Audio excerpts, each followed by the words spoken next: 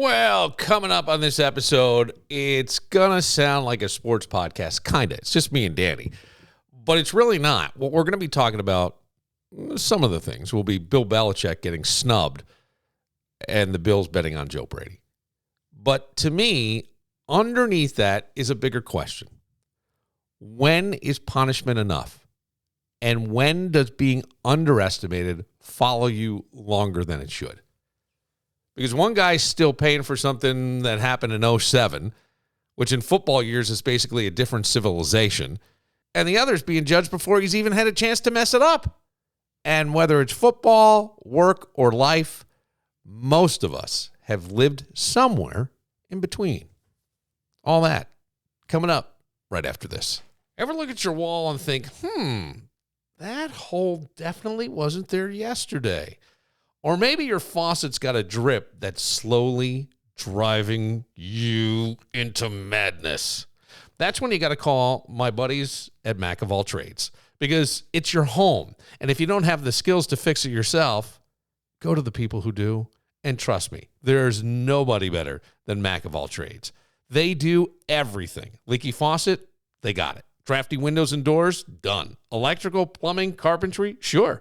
Full kitchen or bathroom model, oh yeah, they'll do that too. From patching the hole that someone made by definitely not slamming the door to transforming your entire space. Mac of All Trades gets it done quickly and the right way. Stop putting up with cold drafts and half-finished to-do lists. Give them a call at 585-202-9218 or find them online at macofalltrades.net. Get started on that to-do list today. Mac of All Trades. No job too small. When your old career gives you lemons, throw in some ice, mix in some vodka, and call it a podcast. From the Mac of All Trades studio in Fairport and driven by Victor Chrysler Dodge Jeep Ram, it's Billified, the Bill Moran Podcast.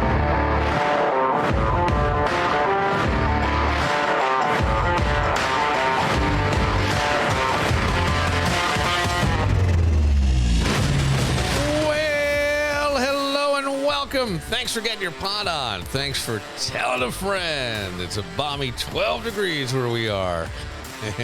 But with the wind, it feels like 10. It doesn't. It's unbelievable how cold it's been. And you don't get snow days.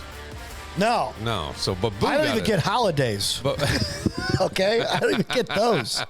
Meanwhile, my wife, God bless her, summer's too short. Oh, don't do it. Don't do it. Don't do it, Daniel. There's really not much going on or much to talk about in the world, so I don't know if you have anything on your mind. Not really. I'm kidding.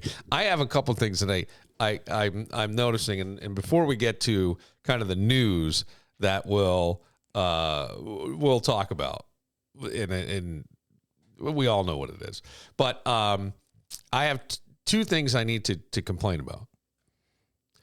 One is the expressways are not, I don't care what fucking city you live in. Excuse me. Somebody said I swear too much. Wait, they do. Let me try that again. I don't care what city you live in. They are not the Autobahn. They're not. And I have seen more people morning and evening, or let's say late afternoon, like coming across 3 lanes, man. They're zip, zip, zip, zip, zip. And I go, you're not that good. You're not. Because if something happens, you're going to take a family out. Yes. And I know you're in a rush, or I know you're pissed off, or I know something's up. I get it. Or the car feels so good now. They feel safe. Like, I can't tell how fast I'm going. Ever do that? Yeah. But I've done that on, like, the throughway with no one around. Mm-hmm. And then you look down and you go, holy shit, I'm doing 90.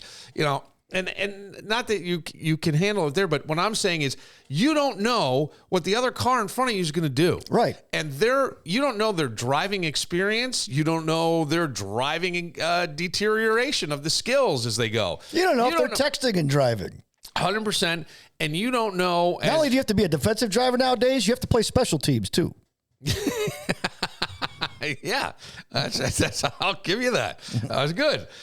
Yes, because I used to joke, driving used to be what we did. Now it's what you do while you check your email, talk to your wife, do whatever, right? I mean, oh yeah, and the Bluetooth and stuff, and hands free, the connection where you don't even have to reach for whatever you're listening to. I'll say most people are probably listening to some sort of a Bluetooth thing or satellite, and you can just kind of push it and, a podcast or whatever, but you can do it all from the steering wheel, and that's fantastic, and I like that. But it's the driving stuff, and I only say that because I'm watching, and I know that I probably sound like an old curmudgeon. I love driving fast. I fucking love it, and I always did my entire life, and I probably was that guy because I was usually running late.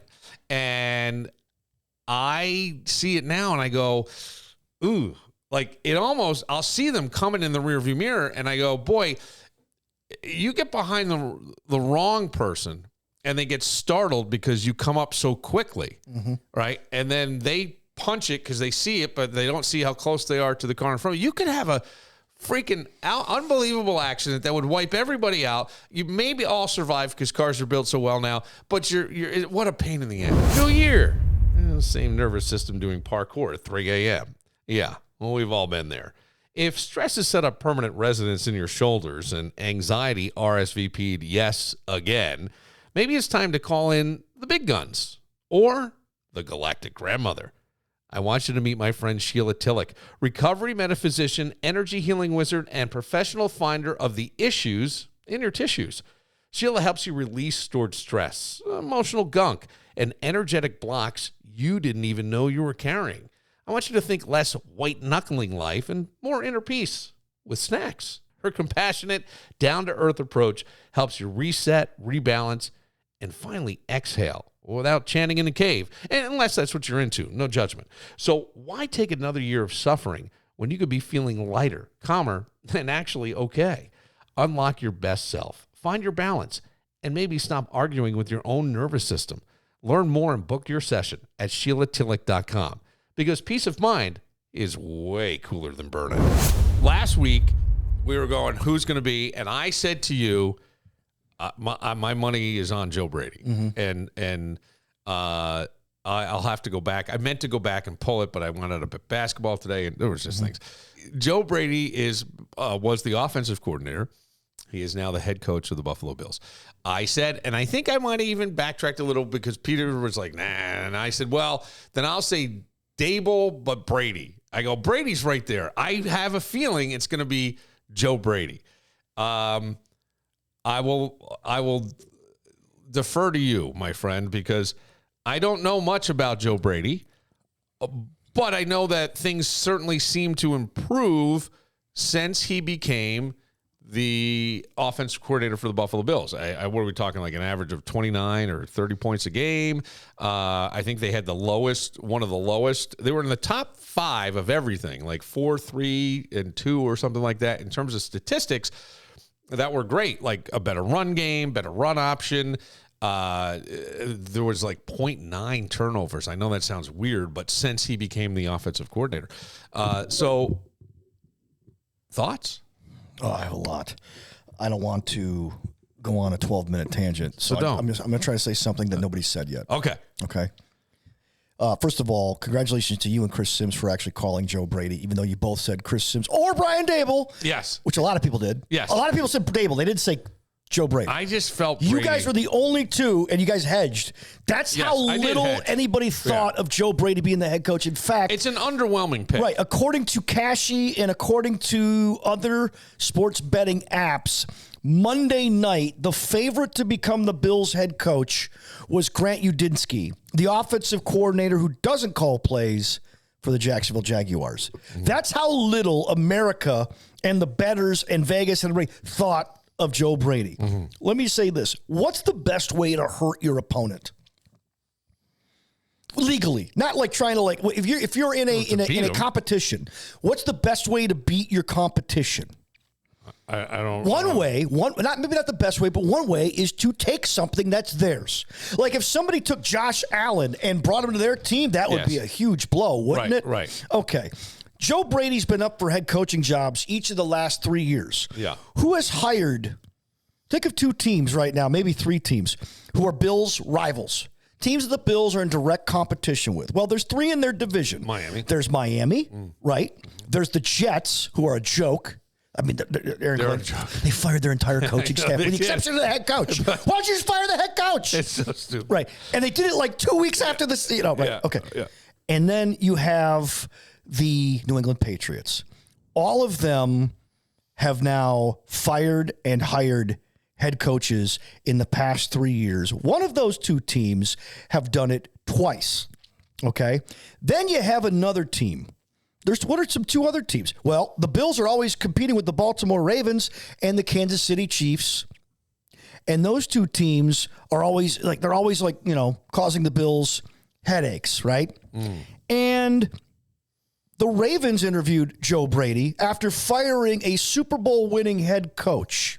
They interviewed Joe Brady. The Dolphins interviewed Joe Brady.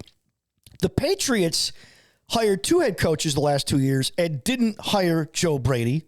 And the Jets didn't hire Joe Brady. And yet somehow the Buffalo Bills felt, after the Ravens went outside their organization, they had a guy named Todd Monken, their offensive coordinator, who they brought in specifically for Lamar Jackson, to help Lamar Jackson. They didn't elevate him. Remember I said to you, and I said this the last time, there must be something where Brady feels like he could open up that offense, but McDermott isn't letting him. And I said to Peter, McDermott's uptight, and it almost translates to the field. Sometimes the team seems to play tight. Yeah, and if you read Tyler Dunn's articles that go long, they say that. Okay, all right. So that was just an observation. Now, I don't know that they're like, well, you know what? We got to open it up. Because I can't think of a more pressure-filled position in the NFL than the Buffalo Bills head coaching job, because Josh Allen is Josh Allen for how long? And if you don't make it to the Super Bowl, and I'll say in 2 years, well, what the fuck was the point? Okay. So I feel like there's high pressure, but I also wonder if by sometimes going to interview for another job, they go, well, we don't want to lose him. We don't want to lose him. And I wonder if when they had the meeting with McDermott, and McDermott goes, we don't have the roster, if they're like, well, F this. And look, we heard that part of the thing, Dable and McDermott would get in fights, and right. And Dable left and got a head coaching job. And there was all kinds of things. Like, we had heard all this infighting stuff. Again, we're not there. We don't know. So I wonder if there was something like that. And here's why I say that. Phillip Rivers was going in. Big news everywhere that Phillip Rivers was going to interview for the head coaching job. And Mike McDaniels. And then all of a sudden, Mike McDaniels withdraws. Why? Because I think that they were trying to get offensive coordinators. I think they were trying to pick who was going to be their offensive coordinator. They already knew who their head coach was, but could we get somebody who really fully understands what the Colts are doing and had a pretty good season, and that's the offense he was running, and he's played in the league for a number of years? Would Phillip Rivers be a good fit? Or would McDaniels, who everybody says is an offensive genius, but already had to deal with San Diego and was only interviewing for head coaching? And when I heard both those guys withdrew, I went, it's done. It's going to be Brady. And then it came out that it was Brady. And I go, yeah, makes sense. Why do we demand perfection from the unproven? Right? We want perfection. That's what everybody's saying. Why Brady? Why Brady? But if they brought in Harbaugh, we would be patient with the powerful. It's Harbaugh. Now, maybe that's a bad example. I'm not sure. But I know, like, Giants fans seem to be pretty excited that Harbaugh was fired by the Ravens, is now the head coach of the Giants. And it is one of these things where, if Mike McCarthy came to Buffalo, would you have a little more confidence, even though nothing's happened yet, than we would now that Brady's there, and we just don't have that unproven. And I don't know that anybody doesn't like Brady. I think that they just don't want to look like idiots. I think that this year was the worst year to fire a head coach. Yeah. I think the time to fire Sean McDermott was either after 13 seconds or the year after, or 2 years later, 2013, when Tyler Bass missed that field goal and you couldn't beat the Chiefs at home. I mean, hey, this is what we wanted, right? We got the Chiefs at home. They're the hurdle. Let's beat them. Couldn't beat them. That was the time to fire Sean McDermott and bring in Ben Johnson. They didn't do that. They kept, let's give him a contract extension. Okay. If the new year has you saying, I did not sign up for this, like a workers' comp case, Social Security disability, or a personal injury claim, don't try to Google lawyer your way through it. Go to Connors and Ferris. They have offices in Buffalo, New York City, Syracuse, and Rochester, and they'll get back to you within 24 hours. Yeah. So even when you're stress scrolling at 2 a.m., you can call 262-COMP, tell them a little bit about what's going on in your life, and within 24 hours, one of their attorneys will get back to you. You'll talk to real lawyers who will explain things in plain English, not legal mumbo-jumbo. Workers' comp, Social Security disability, personal injury, complicated? Absolutely. Something you should handle alone? Nope. Connors and Ferris. Experienced, responsive, and committed to serving you better. Call 262-COMP.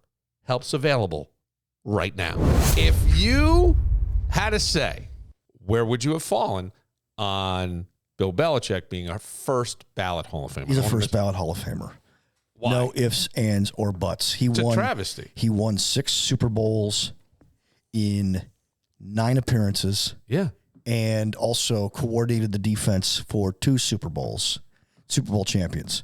He's got a boat that says 8 rings. He's trying to stick it to Brady because Brady has 7. Yeah. So, okay. But he wasn't a head coach for the... No, the Giants. No, he was not the head coach. From what I'm gathering, Bill Polian had to... Oh, it was your boy Bill Polian? No, here's what happened. Bill Polian says that you could verify this. It's been checked. I did vote for Bill Belichick, and he's reading a statement on NFL radio. Yeah, because they were killing him. Yeah. There's a rumor that the story was that he and Robert Kraft sabotaged Bill Belichick's first ballot Hall of Fame vote because of Spygate. When is punishment enough? You lost draft picks, right? Mm-hmm. Your reputation never fully recovered. We were, Belichick, thank you. He got fined, publicly embarrassed the franchise. All this stuff was already done by the league. Yeah. And yet, despite that, you came back and you won again, and you won again and again. So that's my question. So what's the line in life? What's the line? Once the punishment is fulfilled, that should be it. Yeah, but at what point does punishment become like branding? He's branded. Oh yeah, but that's always the case. I mean, even with innocent people who were found guilty, and then you find out they're innocent. Yeah, but I don't know about that. There's always this stigma surrounding you. Because here's the thing.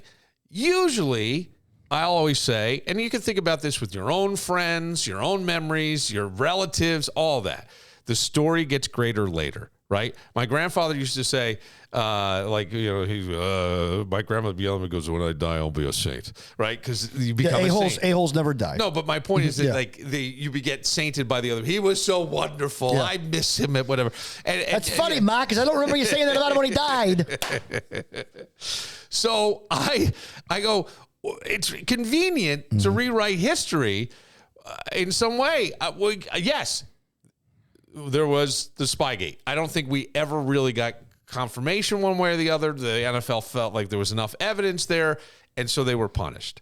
Does this mean that Brady will get punished for Deflategate? Yeah, great question. Which, by the way, they took its fun. I mean, there was all kinds of shit that went on. So I go, who decides? Who gets to say when you've paid enough? Hey, if you've been thinking about checking out recreational cannabis in Monroe County, stop thinking and start visiting my buds over at MJ Dispensary. They were the first recreational cannabis destination in the county. That's right, the OG spot. And trust me, they know their stuff. I was at their summer event, and I was blown away by how educated and on top of it their bud tenders are. I mean, these aren't just people handing you a bag. They're like the Google of cannabis, but way friendlier and without the pop-up ads. Whether you're looking for edibles, vapes, concentrates, pre-rolls, or just something that helps you relax, sleep, or deal with pain, MJ Dispensary has it all. And the best part, they'll guide you so you don't leave looking like you just picked random snacks at 3 a.m. Now, maybe you're in it for the fun side, maybe you're in it for the wellness side. It doesn't matter. They've got you covered. And here's a bonus. delivery. That's right. From Monday through Saturday, 10 a.m. to 8 p.m., and even on Sundays from 10 a.m. to 7 p.m., they'll bring the goods right to your door and no judgment if you're in their pajamas. Oh. So do yourself a favor. Head over to MJ Dispensary, 900 Jefferson Road, Suite 902 in Henrietta, or check them out online at mjdispensary585.com. Lady goes for a walk with her dog in the woods. Mm-hmm. It's a true story. It's like a joke. No. Okay. It's a true story. It's a joke. True story. A rabbi, a black guy, and a Puerto Rican go hunting. All right. Yeah. How does that end? I don't know. I made it up. Okay, not well is what I'm thinking. For somebody. So a lady, I'm pretty sure a lady went for a walk with her dog, or let the dog out and the dog ran off. And she gets out in the woods and she gets disoriented. She didn't know where you can't. And it was right after the storm, or right around the time of the storm. So the Monroe County Sheriff, where we live, had to go and do a rescue in Honeywell to find this person. And there is a chance that you went without your phone. Very good chance. I just want the peace. Well, I can't imagine that, because she called. Somehow she must have called. So I'm thinking she had her phone. I didn't think that through. She had to have her phone. Because I'm not saying that once it gets dark and there's so much cloud cover, you can't really follow the North Star. You know what I mean? Yeah. That'll always point you north. At least then maybe you can get some bearing as to what's everything after that. But so let's take that out. But you have a compass on there. And but most people don't know what direction they live in, so they don't know. And there's probably other footsteps, so you get all confused. So they had to go out and rescue her. Now, I used to say, and I always kind of stood by this, I think that if they have to do a rescue for you because of something dumb you did, you got to pay for it. You got to pay for it. And that's where you're going. Yes. I think there was once a guy who went down into the Genesee River at the city, and he was going to take pictures, and he got stranded on a rock. Yeah. They had to bring out the ropes, guys, to rappel down and save him because he was being dumb. Don't go down where there's rushing water. Yeah, they hand him a bill for parts and labor. They don't. Times 6 guys. I'm pretty sure they don't. but that's people want to go, my tax dollars. There's your tax dollars. Right. Right? Now, I will say, God forbid anything ever happened like and you needed that. Okay, it's there. But again, guy walking down in Letchworth Park, the Grand Canyon of the East, and he's walking along and there's a trail closed, or do not walk on this trail or whatever. And the next thing you know, I know what I'm doing. We have to have a helicopter rescue because you went and it was your choice. Your choice. I'm not sure with this woman. I'm on the fence. Because I can't remember, and we had a little technical difficulty in the beginning, and I had to restart things, and so things got lost. And I'm trying to go from memory on this story. I can't remember if she chased after the dog that ran out, or she was walking with the dog and maybe let it off leash like you might in the woods, and it took off. So I'm going, should she have to pay for this, or should she not have to pay for it?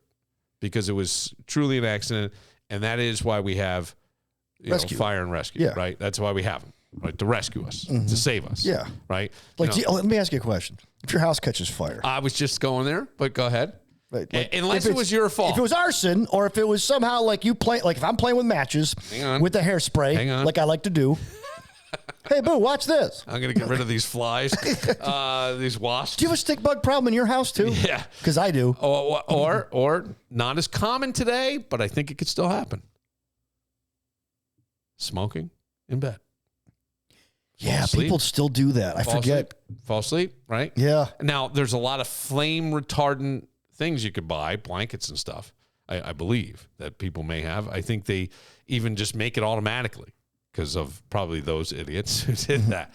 But if we had to rescue somebody because they were smoking in bed, what do we say? It's their fault? Yeah. Or, hey, that's what we're all here for. I don't know. I don't really know. Accidents happen. It's just, it's a tough call. Well, because I don't want to, because I'm the idiot who would say, they ought to pay for it, and then do something stupid, and my house catches fire, and then all of a sudden, well, wait a minute. See, I was very, very righteous and idealist for many years on this story until I went, I realized what an idiot I am. Maybe I'm wrong here. I might be wrong. I don't know. When I first started in radio, my sleep schedule was so bad. One day I was tired. It was like 5 o'clock. I'm going to make some ramen noodles, right?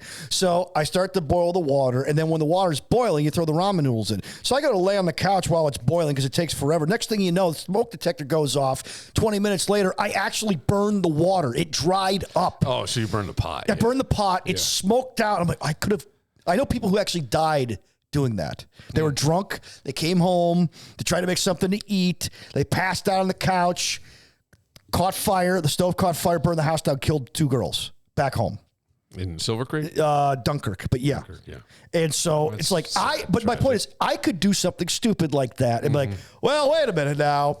I had the Tot Finder sticker up and I pay my taxes. I shouldn't be in trouble for this. Hang on a second, though. But I'm dumb enough to do something. I'm just saying, it was Dunkirk after all. No, it's not terrible. I always joked. Did you know these girls? I knew their father. Oh. Yeah. I almost said the wrong name. Not the wrong name on purpose. That wasn't it. I was going to say your old name from radio. Oh, okay. For Dan Barillo, who is all about forgiveness, but not with the Buffalo Bills. You better have gotten it right. My forgiveness runs out for them. No, I don't know. Look, guys, I hope I'm as wrong about Joe Brady as I was about Josh Allen. Okay, good. And I said I wanted to be more wrong about Josh Allen than my first marriage, and that has paid off dividends. I'm Bill Moran. We'll see you next time. Well, since I left California, baby, things have gotten worse. Seems a land of opportunity for me is just a curse.